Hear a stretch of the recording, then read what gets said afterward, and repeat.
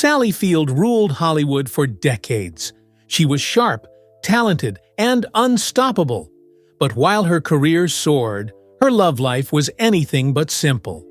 In her prime, she had no shortage of men chasing her. Still, 5 of them did more than just pass through. They got under her skin, stayed in her head, and never fully let go. Now at 78, Sally's pulling back the curtain on the men she couldn't forget, no matter how hard she tried. Turbulent childhood. Sally Field has lived much of her life in front of the camera, winning Oscars, headlining box office hits, and earning a reputation as one of Hollywood's most beloved stars. But while the world saw a woman in full control of her craft, behind the scenes, she was fighting private battles that left her deeply scarred, especially when it came to love. Despite her charm, talent, and warmth, Sally has admitted she often struggled to like herself. That quiet war within turned relationships into emotional minefields. The men came, some stayed, some didn't, but most left behind the same thing: heartbreak. She's sweet, generous, and deeply loved, a close friend once said, but her love life never found the footing her career did. That disconnect didn't come from nowhere. It traces back to her childhood, and one man in particular, her stepfather, Jock Mahoney. Tall, charismatic, and cruel behind closed doors, Mahoney wasn't just a controlling presence. He was emotionally abusive, and, as Sally later revealed, sexually abusive too. He broke her sense of safety before she even understood what safety was. He was a terrorizing person, she once said. He loved to humiliate. Her mother married him when Sally was just 13. By the time she found fame as Gidget, she wasn't just chasing a dream, she was running. Running from a house that never felt like home. Running from the damage that would follow her into every serious relationship she had. She built an empire on screen. She raised 3 sons she adores. She found joy in being a grandmother. But when it came to love, the deep, lasting kind, Sally Field kept coming up empty. And she knows why. Now at 78, she's no longer hiding the truth. There were 5 men in her life who mattered more than the rest. Men who stirred something in her. Men she couldn't forget, no matter how much time passed. And now, she's finally ready to talk about them. Sally Field and Stephen Craig. At 21, Sally Field married her high school sweetheart, Stephen Craig. But it wasn't the fairy tale many might imagine. For Sally, Steve was more a lifeline than a true love. He was the only person her age she could turn to during difficult teenage years. And she was terrified that if she didn't marry him, he might disappear from her life. Their marriage brought 2 sons, Peter and Eli, but it was far from perfect. The union quietly unraveled by 1975, leaving Sally to navigate motherhood and stardom largely on her own. Their son Peter later described his upbringing as anything but ordinary. With a mother who defied conventional roles and a father who embraced a free-spirited life on a commune in Oregon, Peter's world was full of extremes. He eventually became a novelist, marrying a poet and chronicling the wild ride of growing up with such dramatic parents. After her marriage ended, Sally's love life took a turn toward the spotlight with Burt Reynolds. But before the famous romance with Burt Reynolds, there was almost another connection with Steven Spielberg. By the early 1970s, Sally had transformed from a fresh-faced TV star into a magnetic woman catching the eyes of many. A business manager once tried to play matchmaker, setting up a meeting at Universal with Spielberg, hoping sparks would fly. The date never happened, but the bond they formed would last decades. That bond eventually led them to collaborate professionally on Spielberg's 2012 film Lincoln, where Sally portrayed Mary Todd Lincoln. Spielberg admired her fiercely independent spirit, how she refused to be boxed in by Hollywood's expectations, breaking through every barrier to claim memorable, complex roles. Their friendship stood the test of time, a rare constant amid the shifting tides of the industry. Sally's early marriage was her anchor in a stormy youth. Spielberg was the close brush with a different future, and soon enough, her path would cross with a man whose impact would shape her story in ways no one could have predicted. Burt Reynolds. Sally Field's journey from a bubbly television teen star to one of Hollywood's most respected actresses is a remarkable transformation. Yet, it's almost impossible to talk about Sally Field's life and career without mentioning Burt Reynolds. The two shared a complicated, intense relationship that lasted on and off for about 5 years. They appeared together in 4 films, including iconic hits like Smokey and The Bandit and Hooper. Their story is one of love, pain, rivalry, and growth. By the time Sally met Burt, his superstar status had morphed into a tool of control, a way for him to dominate those around him, including Sally herself. She later reflected that their relationship was a perfect match of flaws. She described how she blindly fell into a rut, a kind of pre-programmed pattern of behavior that felt as if it had been set in motion long before she even met him. In her own words, it was as if she had made a soul-binding commitment in some past she couldn't escape. Burt's larger-than-life personality was all bluster and bravado, contrasting with Sally's more introverted and sensitive nature. Sally still carried emotional scars from her past, and being a young single mother, she couldn't be there for Burt 24/7, which added tension to their relationship. Professional jealousy further complicated things. Burt was America's top box office draw, celebrated for his charisma and charm in action-packed roles that filled theaters with popcorn-loving crowds. Meanwhile, Sally was winning critical acclaim and awards, including her first Best Actress Oscar in 1979 for Norma Ray. A close friend later revealed that Burt was frankly jealous of Sally's success. He resented that Hollywood viewed him primarily as an action star, while Sally was recognized as the serious actress in their relationship. Despite the jealousy and the rough patches, Burt proposed to Sally. However, she struggled to reconcile the competing demands of her career and motherhood with the idea of becoming a wife again. The pressures of Hollywood and her own emotional baggage made the prospect overwhelming. Years later, in 2015, Burt would tell Vanity Fair that Sally was the love of his life. Sally, in turn, admitted during a Good Morning America interview with Diane Sawyer that she was always flattered by his words, though she acknowledged that Burt was a complicated man. Their relationship was layered, fraught with contradictions, a mix of deep affection and painful challenges.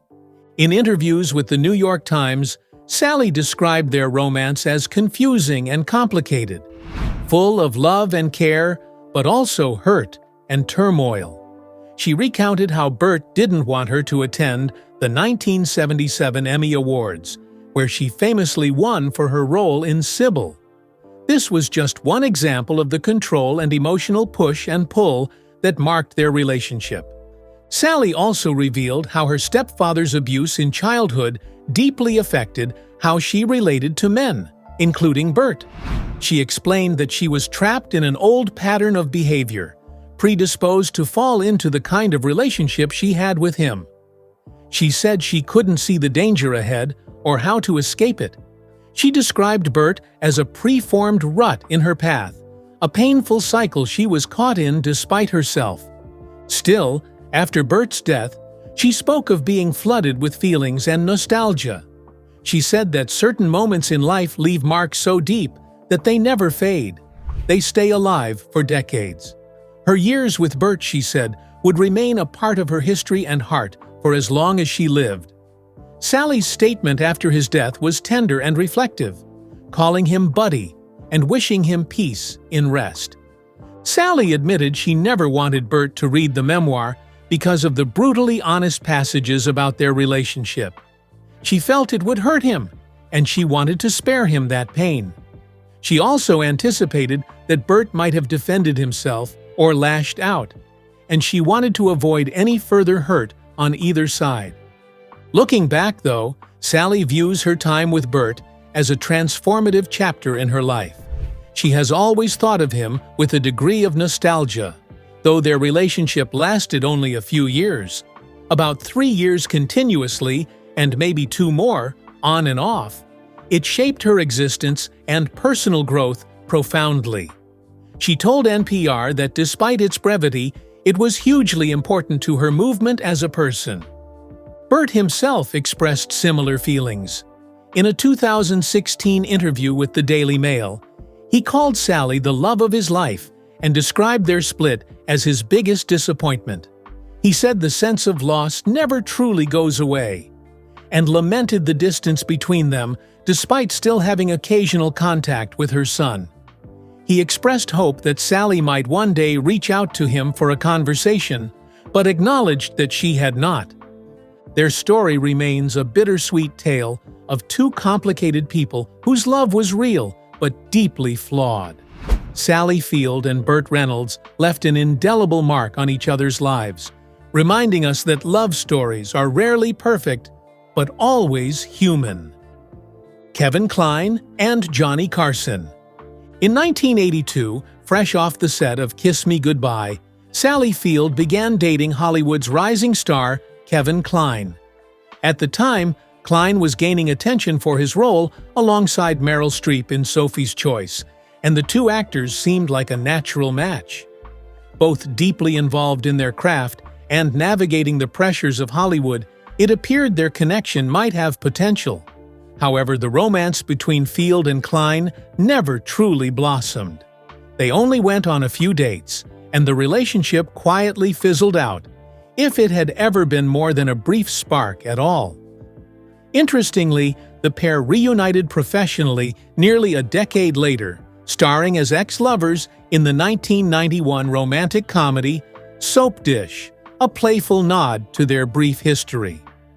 Though little is publicly known about the private details of Field and Kline's relationship, an October 1984 interview with People magazine revealed that Sally's perspective on love and relationships had shifted dramatically by that point. She candidly shared that she no longer wanted to play any role, on or off screen, that wasn't chosen by her. Field expressed a newfound assertiveness in setting boundaries with men, explaining that she no longer felt the need to obey anyone's rules but her own. She reflected on how it had taken her a long time to reach a place where she could tell a man, "I'd laugh at that joke, but it's not funny." Whether she was referencing Kline specifically or the lingering effects of her complicated relationship with Burt Reynolds, it was clear that Sally Field was no longer willing to put herself second or tolerate behavior that didn't respect her. Sally's romantic history has included several high-profile relationships, but she has often admitted that she wasn't very skilled at letting men down gently. For example, during the 1980s, she briefly dated talk show legend Johnny Carson. When the relationship didn't ignite, Field found herself struggling to end it gracefully.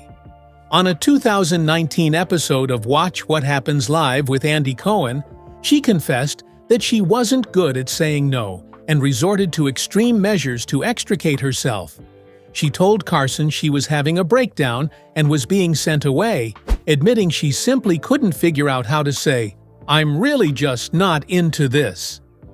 Following the end of her relationship with Carson, Sally's career took a meaningful turn. She played Edna Spaulding, a grieving widow, in the film Places in the Heart. That role became a turning point for her, personally and professionally. Field told People that playing Edna transformed how she saw herself. For years, she had convinced herself that she didn't need or want anyone, repeating it almost like a mantra. But through embodying Edna, she realized something profound. People are meant to need one another. She admitted that for most of her life, she had denied that truth, but the experience opened her heart and changed her outlook on love and connection. Men Sally Field was rumored to have dated. One of Field's earliest Hollywood romances was with actor Lee Majors, then a rising star known for his role in The Big Valley. According to a 1972 issue of TV Picture Life magazine, Field and Majors were involved romantically, sometime between his high-profile relationships with Linda Evans and Marianne Mobley. Their relationship wasn't heavily publicized at the time, but Majors would later seemingly reference it in his 1981 novelty song, Unknown Stuntman, which doubled as the theme for The Fall Guy. In the song, Majors crooned about his escapades with leading ladies, cheekily noting he had been on fire with Sally Field. Given that he would marry Farrah Fawcett just 2 years later, the song's lyrics only added fuel to the fire of speculation. But it wasn't just leading men who fell for Field's charm. On the set of Gidget, her breakout show in 1965, she formed a connection with Pete Duell, who played her brother-in-law. When the series ended in 1966, the two began seeing each other. Field later downplayed the seriousness of the relationship during a 1967 interview with Movieland and TV Time, saying that despite media insistence to the contrary, they were just having fun and didn't feel the need to define it. She was quoted as saying that in Hollywood, if you went out with someone more than 5 times, people assumed you were married. She added that she and Pete simply rose above the gossip because they genuinely enjoyed each other's company. Tragically, that carefree romance was cut short when Duell died by suicide on December 31, 1971. Field spoke emotionally about him decades later in a 2007 video interview, saying she had loved him deeply and still mourned his loss. She described Duell as talented and tender, but also frustrating in the way he often treated her like a younger sister. Something she admitted left her conflicted and heartbroken. As her career ascended into the late 1960s, Field took on the starring role in The Flying Nun and briefly dated Davy Jones of the Monkees, one of the biggest pop culture icons of the time. Their relationship wasn't exclusive, but it generated plenty of fan interest. In a 1968 interview with Monkey Spectacular, Field recalled first meeting Jones at a pageant where he crowned the winner. She described him as neat and shared that they bonded over a shared sense of humor and a mutual love of silliness. But that light-hearted chemistry had darker undertones. In her 2018 memoir, In Pieces, Field revealed that her time around Jones and the Monkees wasn't entirely safe. She recounted a troubling incident where members of the band allegedly made sexually inappropriate jokes toward her on the set of The Flying Nun, and, at one point, cornered her in her trailer until a crew member intervened. These revelations cast a sobering shadow on what once appeared to be an innocent Hollywood fling. In 1968, during her run as Sister Bertrille, Field began a more serious relationship with Grammy-winning songwriter Jimmy Webb, known for penning hits like Wichita Lineman. But their time together would later be remembered less for romance and more for a disturbing encounter that Field described in Pieces. She wrote about an incident where, after smoking marijuana, she woke up to Webb grinding away to another melody on top of her. Field made it clear that she didn't believe Webb had malicious intent and attributed his behavior to being heavily under the influence.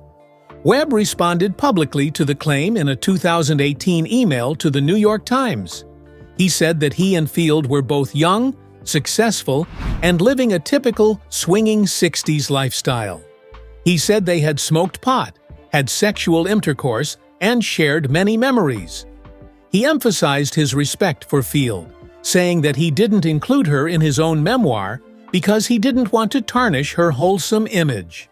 From the outside, it looked like Field's love life was charmed, full of star-studded affairs and magazine-worthy romances.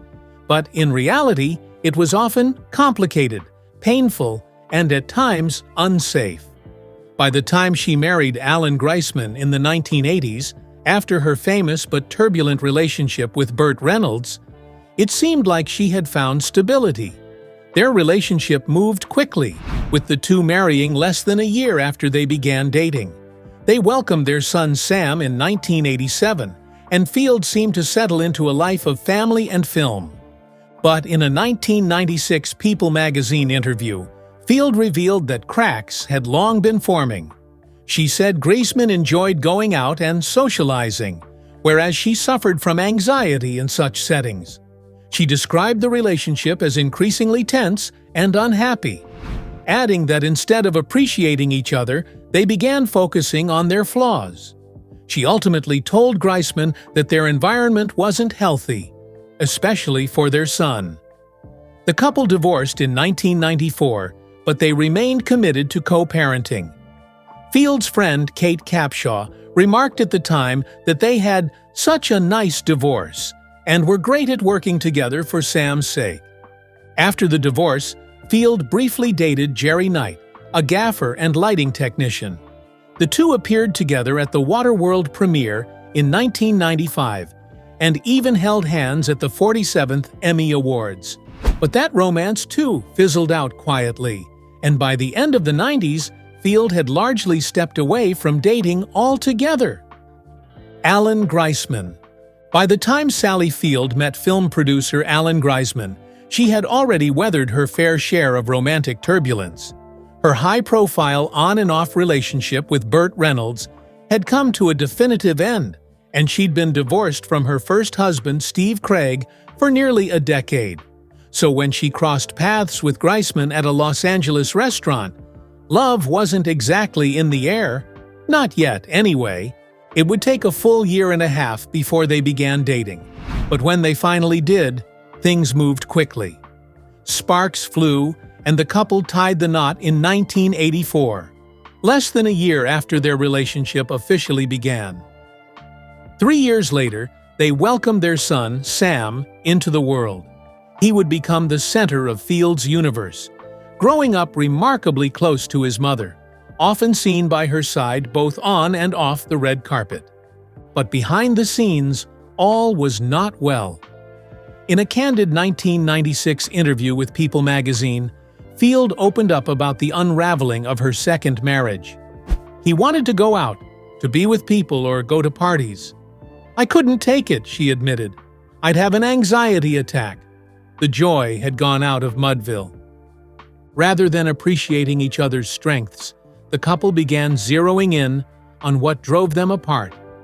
Field, who had always leaned into her introverted nature, found the social demands of her husband's world increasingly unbearable. "I didn't want to live in a household that was tense and unhappy," she explained. Eventually, she made the difficult decision to walk away for her own peace of mind and for the well-being of their young son. Their divorce was finalized in 1994, but unlike so many Hollywood splits, theirs was shockingly civil. They remained dedicated co-parents, with mutual friends even commending their mature dynamic. "They have such a nice divorce," said Field's close friend Kate Capshaw, wife of Steven Spielberg. "They are great at co-parenting." But if Field thought she'd close the chapter on love after that heartbreak, fate had other plans. Briefly. In 1995, just 1 year after her divorce, Field was riding a new career high. She'd recently given an award-winning performance as Forrest Gump's determined mother, and was starring in the critically acclaimed miniseries A Woman of Independent Means. At the premiere of Waterworld, Field surprised the press by arriving arm-in-arm with a new man, Jerry Knight, a ruggedly charming gaffer and lighting technician who worked behind the scenes in film and television. Field and Knight seemed happy, if low-key. They posed on red carpets, held hands at the 47th Emmy Awards, and gave off the quiet, glowing chemistry of a couple who had found comfort in each other. But the romance, while sweet, didn't last. Their breakup came as quietly as their relationship had begun. No tabloid scandal, no dramatic headlines. Just a fade into the background. And then, silence. Since her split from Knight, Field hasn't been romantically linked with anyone. At least, not publicly. No mystery man sightings, No dinner date snapshots, no whirlwind engagements. Instead, she poured her energy into what she loves most: raising her youngest son, championing social causes, and delivering strong performances across film and television. She seemed to trade the noise of romance for the steadiness of solitude, and never looked back. In a December 2021 conversation with Karen Grigsby Bates for Live Talks LA, Field reflected on her history with love. She said she had begun analyzing the ways she had been taught to perceive love, and admitted that for much of her life, she didn't feel seen or loved unless she was also afraid. A revelation she delivered with a laugh. When asked if that pattern still existed in her life, Field replied that she no longer even tried to date. She said she was genuinely happy as she was, and jokingly added that she didn't want to pick up anyone's underwear in the morning anymore. Still, Sally Field isn't completely off the dating radar. In 2023, after co-starring with Tom Brady in the sports comedy 80 for Brady, the retired NFL star made a cheeky comment on his podcast about their on-screen chemistry. He said they had kind of an on-camera little, thing going, and joked that they enjoyed working together so much that we'll see where it goes. Whether or not a romance with Brady is ever more than playful speculation, it's clear that Field has finally found what she was searching for all along. Not in a man, but in herself. After decades of fame, heartbreak, and hard-earned wisdom, she's chosen a quieter kind of love, the kind that starts from within. Whether gracing the stage at award shows or sharing heartfelt reflections in interviews, she exudes the quiet power of a woman who's truly found herself, on her own terms. But that kind of peace wasn't easily earned. Behind her hard-won serenity lies a lifetime marked by sorrow, silence, and survival. For all her public triumphs, Sally Field's private world has been shadowed by deeply personal tragedies. Experiences that shaped her long before the world knew her name. And in 2024, she peeled back one of the most painful layers of her past to share a story she had kept hidden for decades: the many tragedies of Sally Field's life. As if navigating heartbreak wasn't enough, Sally Field also carried the weight of a traumatic secret, one she kept buried for decades. In 2024, the Oscar-winning actress stripped away the layers of silence and shame when she courageously opened up about a deeply personal and painful chapter in her life: an illegal abortion she underwent as a teenager. Though she first disclosed the experience in her 2018 memoir, In Pieces, Field, now 77, took to Instagram on Sunday, October 6th, to revisit the ordeal in raw detail. She admitted that sharing the story again was difficult, explaining that she still felt a deep sense of shame, shaped by being raised in the conservative culture of the 1950s. Field recalled being just 17 years old in the 1960s when she discovered she was pregnant, years before the 1973 Roe v. Wade ruling that legalized abortion nationwide. At that time, she said, the options for young women were painfully limited. She explained that after high school, no one had talked to her about the future. Not about college, not about career plans. I didn't know what I was going to be, she recounted, and then I found out I was pregnant. With little support and no clear path forward, she felt trapped and terrified.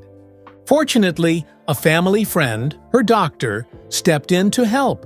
According to Field, this man, alongside his wife and her mother, drove her from California to Tijuana, Mexico, where she could undergo the procedure illegally. She painted a vivid picture of that journey, riding in the doctor's brand new Cadillac, pulling up to a rough and unfamiliar part of town, and stopping several blocks away from a nondescript building. She remembered being handed an envelope full of cash and instructed to walk in alone, hand it over, and come back as quickly as possible. The experience, she said, was beyond hideous and life-altering.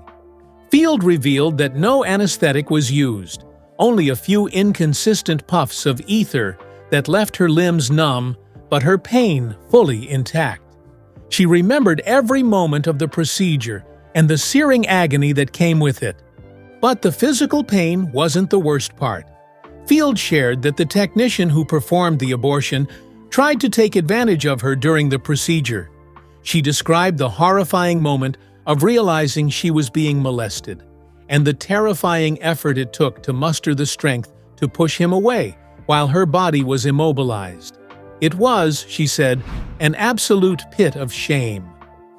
Afterward, she was rushed out of the building with alarming urgency, as if, in her words, the building was on fire.